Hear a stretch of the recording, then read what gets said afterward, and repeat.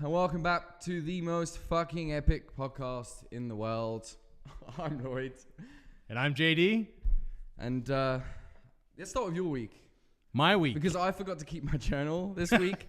So just let me get my shit together. Let's start let's start with our week. Yeah. I guess is that last night we actually went the whole crew.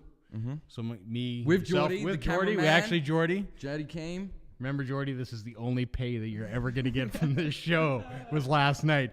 So, yeah, we got VIP treatment for our Hard Knocks Fighting Championship 46. So, which was epic. Yeah, actually. It was nice. We had a ringside table. Great food. Food service. Because I was expecting, like I said, a hot dog and a bag of crisps when you said that we were having food. But it was a legit buffet. Yeah. Well, when I first got contacted about it, they said we were going ringside and all that kind of stuff. I didn't know. They mentioned the food service, but I didn't know if we were getting the food service or not, you know. But, I just got the note. I got the tickets, and they had a note on there, and they just said, by the way, dinner's free, but drinks are not, because I think they expected us to drink up a huge tab or something like that. One for the price of two, as Jordie was saying. Yeah.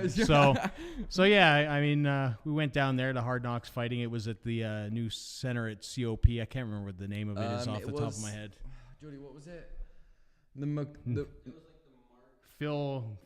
Mark McFay or we don't know what it is. Anyways, it was pretty nice in there. It was pretty nice looking arena. I didn't know what to expect. See, I was expecting like silver benches and then us having a table. And I didn't want people to be like, why the fuck do these have tables? But it was really nice. Yeah, but it was a nice little stadium, and then it had the bowl where obviously they have the hockey and the curling and all that kind of stuff. And we were to the guys that gave us the tickets, they were great seats. Yeah, they were awesome. Honestly, the best seats you possibly could have had. Yeah. I mean, it was.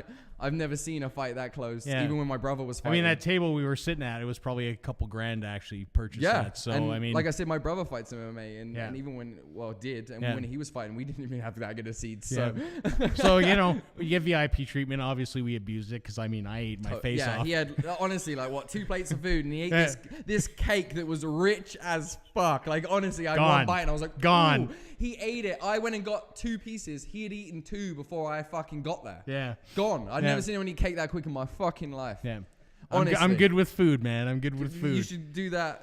I've never seen anyone eat chocolate cake like that. So, we had Lloyd's agent was there because Lloyd's agent has to come and approve everything that he does and, sort of vet stuff. I couldn't take a picture with the girls. But actually, I am going to be posting a picture that Jordie took with the girls. Yeah. And the funniest thing about it is his chest. He is just... Oh, my God. He is pumping that chest. He is loving it. Those rings... And... I thought it was actually good that he took the picture because I didn't know this at the time, but he told me when he got home that they told him that he was one of the only people that was willing to take a picture with them. Really? Yeah. And there was a lot of guys there that I thought would be willing to do that. And I'm usually against, girls just walking around in short shorts and, come on, it's someone's daughter or whatever. Yeah. But they weren't dressed that bad. And I feel like more people should have took pictures with them. Yeah, I mean... Just because it's their job. You know what it's like when you turn someone down for their job? It must feel shit. Yeah. So... For me, it was, I felt sorry for him a bit there. Yeah. And the girl that fought as well, that got her ass beat. That girl was a champion, though. Champion. And to be honest, she was the only one that was clapped coming off that lost. Yeah. And I think because everyone knew that in her weight class, in what she was fighting, the guys were knocked out at that point. She took a lot of abuse. She took a lot of abuse. I mean, it was... hard to watch. It's hard for me to talk, right? Was hard to watch. Yeah. Me, it's hard because, for those of you who don't know, I used to fight for a year. I retired probably, 13, 14 years ago now. But I fought it my whole life, and my stepfather fought, my brother fights. And I fought at a world-class level before I retired, and I've trained 5 or 6 champions and all that kind of stuff. But, I mean, that's almost like a different life. But when I see stuff like that, I get goosebumps, right? Because to me... she shouldn't have gone back out. All the props to her being a fighter and wanting to fight. That shows that she's got a warrior's heart. The second round, but she shouldn't have put her back out. Yeah, they shouldn't have put her back out because she was out on her feet, still in the corner. Well, even when they were about to do the second round, they had to do a timeout. Yeah, she was just the ref should have ended it there, in my opinion. But I mean, they put it out. Props to her for being an awesome fighter. Honestly, props to her because in the second round when she did actually finally come back she out, still fought. She still fought. She still fought. So, but that's what you want in a fighter. Yeah. Absolutely, you want somebody that's gonna go out there and give it them all. They don't turtle and all that kind of stuff. But yeah, I kind of just wanted to give her a cuddle afterwards. Yeah, and yeah. Honestly, I felt of all the fights that happened that night, it went a bit wrong. Yeah. The second round was a bit wrong. My wife was rooting for her too. And I was all that as kind well. of I stuff. think we all was. But I mean, she was after you outclassed. left, the girl that won the fight against that came and sat the table next to us with the kids and the guy. I don't know. He must have. Me and Jordie were saying he must be someone that they know. Yeah. Because all the fighters were coming and sitting on his table. Yeah.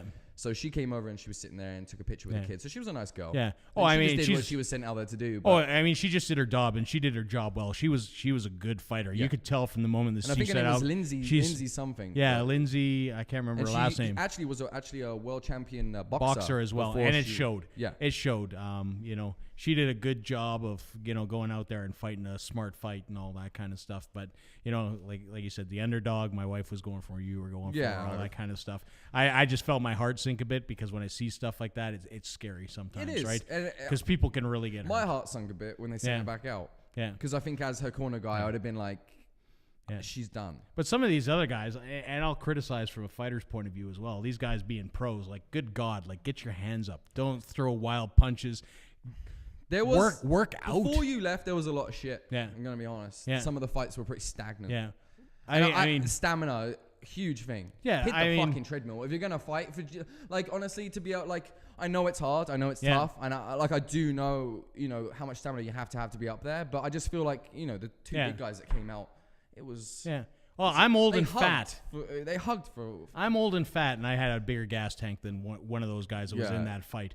And I mean, that's sad. That is shameful. It was that is shameful. Yeah. I would be embarrassed if that was my 30 seconds in, fighter. he was leaning on the fucking guy, it's, you got to go out there and you got to work the whole time. Even after the fight, they were giving an interview and he couldn't fucking talk. It was been 5 minutes since he had a fight. You're going to recover, mate. You're all right. Yeah. Thank God we got the paramedics back. And the other thing I'll say to that guy and his coaching staff, and I don't care at this point. Like, I mean, he's gone. Yeah, is when your fighter is done, right? When you fight a fight, and I'm saying this to the fighter as well, when you're done and you're at the end of the game, all the rounds are gone, and they're going to make a decision. You do not go to your corner and collapse, no matter how hard that wants to be. Like, lean up against the fence, all that kind of stuff. Don't drop to your knees and suck wind, because you're going to give an impression to the judges and you're going to lose. And guess what? You fucking lost. But that was a shit fight. Yeah, it was a poor showing. But I mean, there was some good talent in after there you left, as well. I think there was 2 or 3 fights after you left, and they were good. Yeah. Well, there's a couple of the other ones that I saw that were good. There was the skinny kids. The little guys went at it, and the title fight that night with the belt fight, they were 135 pounds. Yeah. And wicked fight. Yeah. High energy, and he came out like a spider monkey. Like, literally, I was taking pictures. So I was just kind of doing, when you hold and you get like a bunch of pictures so you can kind of get a good shot. And he just ran at this guy, tackle. I got the tackle shot, right? When he just hit him. Just hit this guy, took him straight to the ground. First thing that happened. Yeah. And the guys before that, there was a couple of guys that were fighting, and he took some knees to the ribs and the leg. He took about 10. And honestly, I wouldn't have been able to walk afterwards. The fact that he fought after that. Yeah. It was unreal. That was a good fight. They were both 6'5" and like 170 pounds, and they just went at it. Yeah, like it was a great fight. But I mean, Hard Knocks is a fantastic show.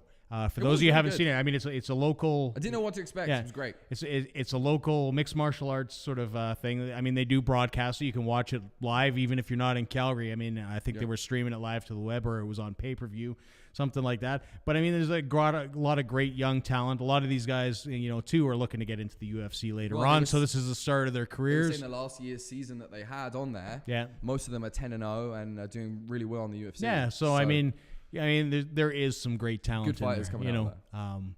My criticism obviously was just the pro guys that were, a little. Yeah, there was some shit going on there, and how the amateurs can't ground and pound. I didn't know that was a rule, and that was kind of well, shit. I mean, that's because honestly, some of those fights would have been good with some ground and pound. Yeah. But I mean, in all honesty, when you're an amateur fighter, you got to cut your teeth somewhere, and you got to kind of, build them into that, right? Well, the first fight that came on was one of the better fights. Yeah. And like he said in the talk afterwards, I would have loved to have ground and pounded him. It was hard to hold back. Yeah. And I think they should have him. Yeah. To be honest with you. But they don't. It was a good fucking fight. The thing is with amateur fights, though, if you're going in and you're 0-0 and you've never fought before, and I'm 0-0 and I've never fought, we don't know where you lie, right? But still, this is where I'm totally like, you're already a fighter. Yeah. If you can't handle ground and pound, then fuck off. No. I don't understand what changes from amateur to pro to where you can get ground and pound.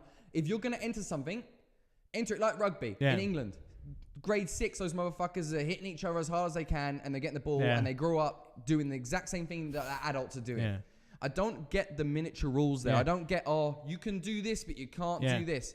If you're going to join a sport, let's just have it that sport from the very beginning. Yeah. Ground and pound is part of UFC. When you're on the ground, you get your ass beat. You got to make sure you can grapple, you can roll. Yeah. Like these kids, they can't ground and pound. So their first pro fight, Jesus Christ, that's going to be an awakening. It's. I mean, it most definitely changes the game. But I mean, it's to protect fighters, right? Because I can come in protecting fighters. Let's think where fighting came from, though. Yeah. Why are we protecting fighters? The sport is fighting. Yeah. There's no protection. That we have a referee. That's your protection. If the fight gets too much and you're knocked out on the ground, he stops the bloody fight. Yeah. I train guys full contact San show, and I'll tell you right now, and if you fought one of my guys coming in, and a lot of these guys, they all had their first fight, they decimated, and I mean decimated their first opponent. But that's part of fighting. Yeah. But what I'm saying is you kind of have to protect those people because coming in, they don't know. They don't know that he's going to fight like a guy with 5-6 fights. That's why are you coming into an event and you don't know? Yeah. And it's the same like, the guy that raised me, my stepdad, he was world champion kickboxer. You know, we had him in our lives the whole time. And I'd always get things from him. And he was always saying, you're a fighter when you've got your ass beat and you get back in the ring. Yeah. Because like my brother, very arrogant guy, can beat up. He's a very good fighter, right? But you don't know that that's your career until you've had your ass handed to you and you've gone back home, you've healed, and you've got back in the ring. So for me, these amateurs, ground and pound them. Yeah. You're going to sift through the shit right at the beginning. Yeah. Because you're giving them half a match, basically, what you're giving them. Because that big guy got on top of that kid more than once, and it would have been over. Yeah. Because he would have been like...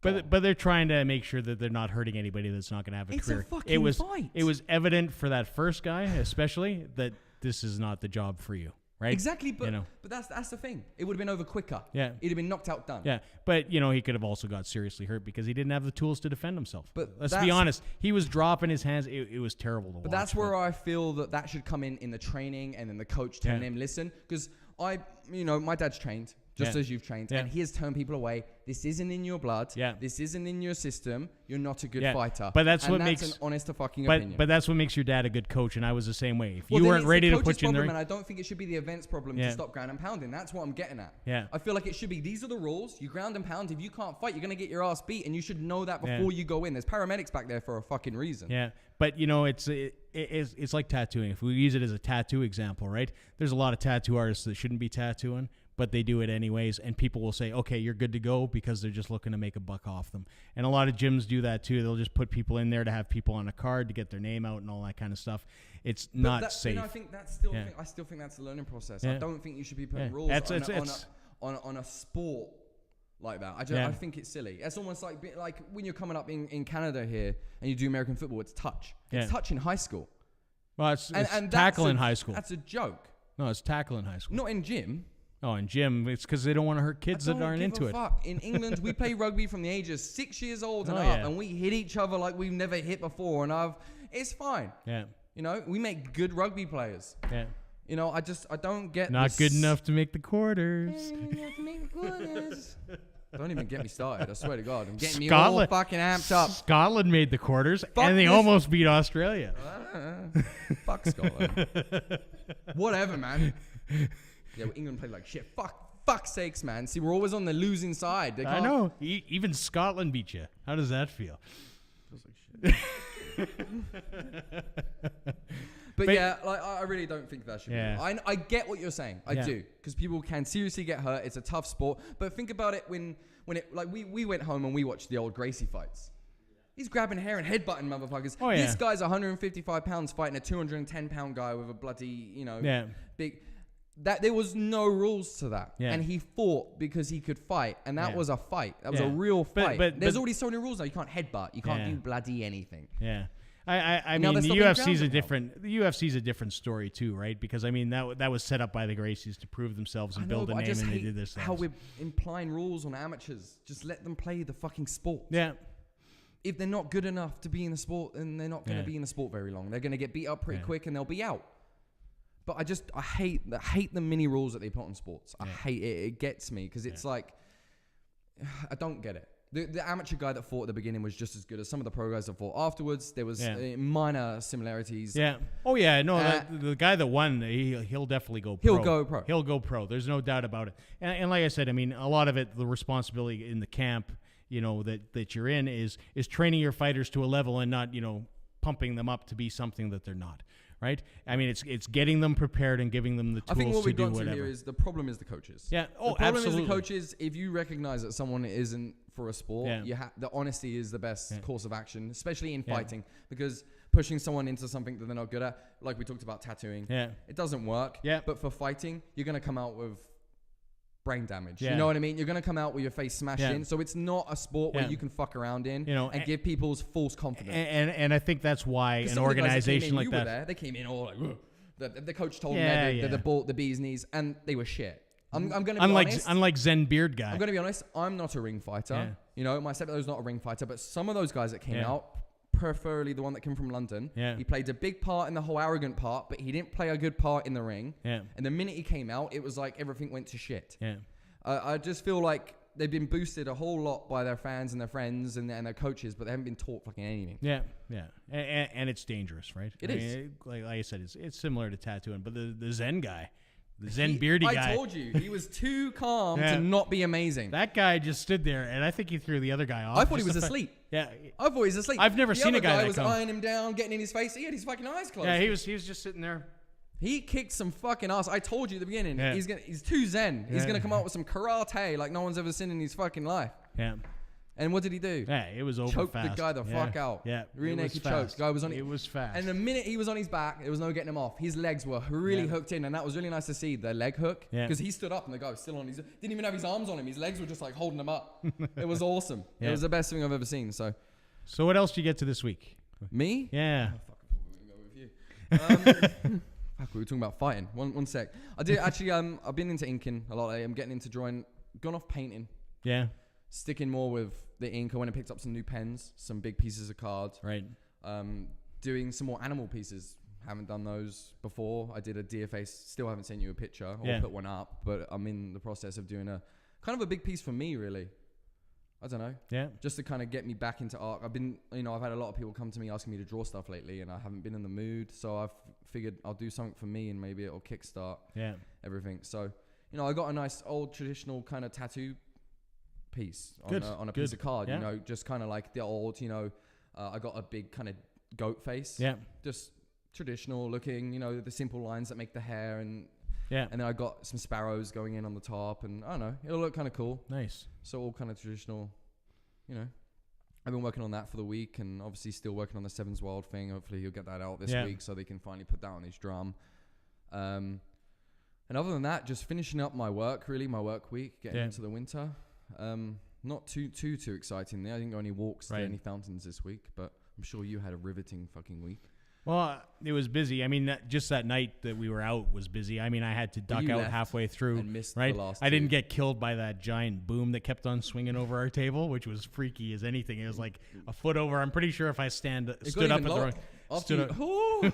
It got even lower. Got even lower? Left. Yeah, because we were laughing. JD loved this. It was like, here. It was like, I was joking. I should just stand up and have taken a hit for the team. Totally boost the page. But... yeah, no, I mean, I had to jump out. I went to the Peak Performance Project, Leighton Kramer, Sound Beach, and Cowpuncher. Did they win? Did they win the money? Well, voting starts today, being Saturday. I thought they were drawing the winner last night. Well, it was their final performance. They get judged on their performance and all that kind of stuff. And it's a big deal to all these bands because it's $100,000 for the winner and, obviously a lot of radio play, which is going to help boost their careers and stuff like that. I know Cowpuncher has a album in the... sort of in the vault there that they're looking to release, which I think will follow this event and stuff like that. But it was there. It was a great show. Like I said, I've got a good friend in the band, so I was there taking photos, everything. Yeah, I was there more for support than actual work this time. I had actually intended on buying a ticket, but they were sold out. And then one of the editors for a magazine that I know. So you almost didn't get in. Well, Under the Rockies. No, it was all dealt with before. Okay. If I hadn't had it dealt with before, I wouldn't have gone. I would just stayed and watched the fights. But basically Under the Rockies website, undertherockies.com. They cover a lot of local music as well as broader range. It's a great website. They got me in, so they got me VIP in. So appreciate that. That was really, I'm really thankful for that, because I really just wanted to get out there and support Scott and Cowpuncher. That's what I wanted to do, and they had a great show, and I'm keeping my fingers crossed for them, because they're good friends and they're a great band. I'm hoping too. As the podcast grows and people know that we are behind all the bands in Calgary. It doesn't matter what you play. If you're playing gigs, we'll get you on here and we'll have you on. Maybe the venues will start kind of reaching out a little bit too, because they know that we are promoting, maybe Beggar and stuff. I've been talking to them a bit on Twitter, because I've been working Twitter. And I don't know if anyone that watches noticed, I finally got my Twitter up and started. So, did you tweet the Calgary Police? No, I didn't. Okay. Well, I checked with you first. I was going to. I had some real good slammers. I had some really good slammers for Calgary Police on Twitter, but I was advised not to post them. So I'll probably just keep those under the belt. I don't know. They were good though. They were funny. I know. They were entertaining, but probably best left alone. But why the fuck would you have Twitter as a cop? That makes sense. Ain't no one following that motherfucker. Yeah. You know what I mean? So it's Cowpuncher was great, and earlier in the week I had seen the High Kicks again at the Beggar, and they were awesome. They were always awesome, and it's been busy stuff. With a podcast, it kind of blew up this week. A bunch of stuff going on. Not sure what happened, but thanks. We're eternally grateful for we broke 100 subscribers, so thank you very much, guys, for subscribing to the channel. Right now. Yeah, some of the band episodes have become really well. A lot of the band episodes were going up again. Views on some of them there. So a lot of videos jumping over 100 views in very little time. So it's exciting stuff. I hope it carries on growing. Really, And as Lloyd mentioned, if you're a band and you want to get involved and you want to be on the show, shoot us a note. Well, we've been having lots of hits. We're like booked until December something, which is weird because usually it's us fighting to get people on and make sure that we've got something that's interesting. Yeah. Lately, we've just had stuff kind of coming up. So. Yeah, so like I said, reach out. We've got some different stuff coming too in the upcoming weeks. We have our first guest that isn't. No, not next week. The week after. The week after. Yeah. Next week we're taking a break for Halloween, from guests. It's just us next week. But and then we have our first artist, which isn't a musical artist. It's a body artist. Yeah, body artist. Leanne Mosley will be on in a couple weeks. So that'll be a interesting episode. Yeah, well, you've been working out, so it's all good. Fuck off, man! Don't say that shit on the podcast. I haven't been working out. This is just how I look. No, he's been hitting the weights hard. So now the pressure's on because it's out there. So if you're even skinnier, I know, douchebag. No, I actually have to. They're gonna see me and be like, "What the fuck? He's been hitting the weights. What kind of weights has he been hitting?" That's working out. 5 pound curls don't cut it, Lloyd. I've been working out the joint. Oh shit. Yeah. Oh. But we have to apologize. We missed Wanker the week last week. Yeah. And we're getting close to missing it again. We pretty much. I got it close to missing it this week as well, but. I know I have someone to put up this week. JD, I don't know, doesn't seem. I have somebody to put up as well. Though. Oh, you do? I'm going to put up Michael Bublé for being such a fucking douchebag. I don't know. I hate his music. It comes on, I want to kill myself. And when I signed up for Twitter, apparently you automatically follow Michael Bublé for some fucking reason. I don't know. Does he have a deal with Twitter? Fuck you, Twitter. Take that shit off. No one wants to follow Michael Bublé. He sucks ass. I wonder if he takes Bublé baths. Michael Bublé. Mine's actually, I think it's going to be a Kardashian. Oh, which one? I think it's going to be Khloe. Because she's bigger? No, because if you don't know the story. I don't like Khloe. Yeah. So I'm straight there with you. I think she's the only one that has a different dad. I don't care what they say. She looks nothing like the other two. She's with Lamar Odoms, which is a basketball player which is a great meme. I don't know if you saw it when he's staring out the window and he's got the smile on his face and it says right above, "When you faked your death and got your bitch back." Yeah. Well, and that's exactly it.